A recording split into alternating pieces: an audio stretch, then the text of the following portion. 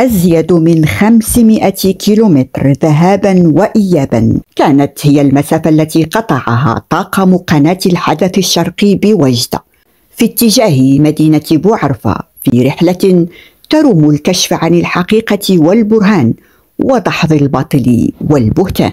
وبعد حوالي 3 ساعات من السير وصلنا إلى منطقة المنجوب التي تبعد بحوالي 45 كيلومتر غرب بوعرفة التابعة لجماعة بنيجيل بإقليم فيجيج.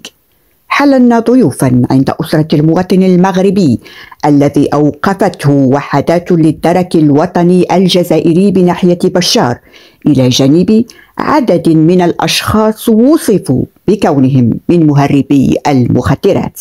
ولأننا نؤمن أنه من الديمقراطية أن يعرف الرأي العام كل حدث، وتبعا لما نشرته وسائل الإعلام الجزائرية من تصريحات ومغالطات حول الموضوع، ورفعا لكل لبس، وقف طاقم القناة على مجموعة من الحقائق التي تنفي جملة وتفصيلا ما روج له إعلام العسكري الجزائري.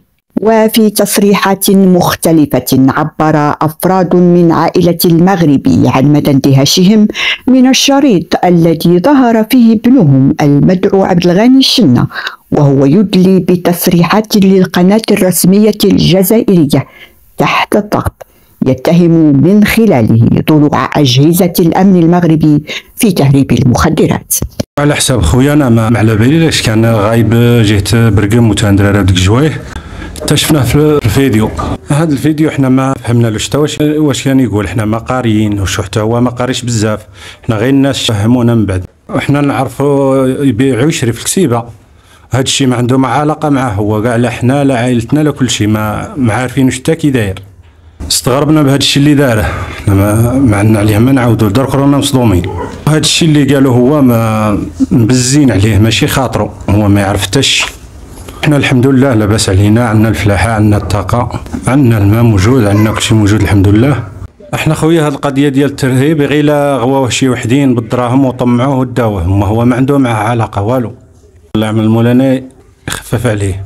احنا الحمد لله مغاربه وبلادنا مغربيه والحمد لله مستورين، اللهم لك الحمد، نحمدوا ربي ونشكروه، نبغوا بلادنا نبغوا مالكنا. احنا الامن ديالنا ما يتفكوش مع اصحاب الترهيب اللي قبضوه راهم يصيفطوه، ما كانش كاع اللي يفوتوه، دايرين خدمتهم وفايتين خدمتهم عاد لهيه، لا من العسكر ولا من كل شيء، ولا من الجدرميه ولا من كل شيء.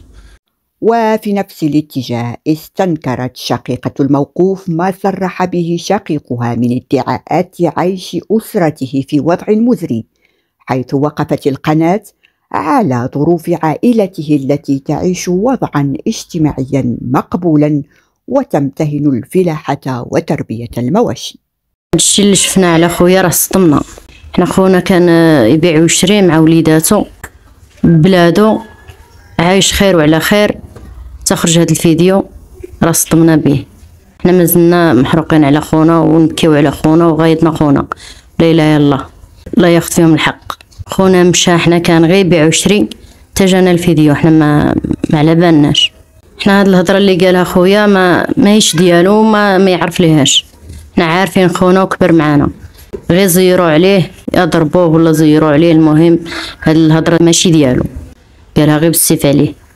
وحنا عايشين خير وعلى خير في بلادنا وفارحين ببلادنا. حنا جدودنا وطنيين وحنا مغاربه ونبغيو بلادنا ونبغيو سيدنا الله ينصرو، الله يخلينا نقعدوا في بلادنا. ويسقط مرة أخرى إعلام العسكري الجزائري في مغبة الادعاءات الكاذبة، فكيف لموقوف بمستوى دراسي جد متواضع ويعيش في قرية نائية أن يقحم التطبيع بالتهريب ويزعم ضلوع أجهزة الأمن في تهريب المخدرات، وهي الأجهزة المشهود لها بالكفاءة دوليا في بلد بات فيه الجميع سواسية أمام القانون، ولا تتوانى مختلف أجهزته في محاربة الجريمة العابرة للقارات ولكل أشكال التهريب الدولي للمخدرات.